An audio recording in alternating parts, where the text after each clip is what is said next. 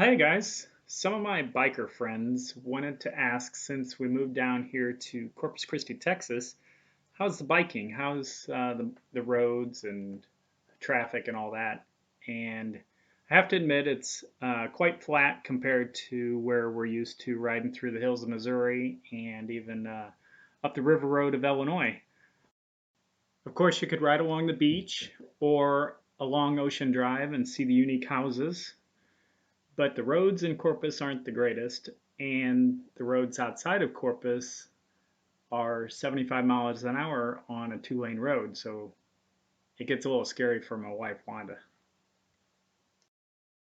There are some nice places to ride, so this video shows a little bit of the hill country of South Texas, which is just west of San Antonio and north and west of Austin.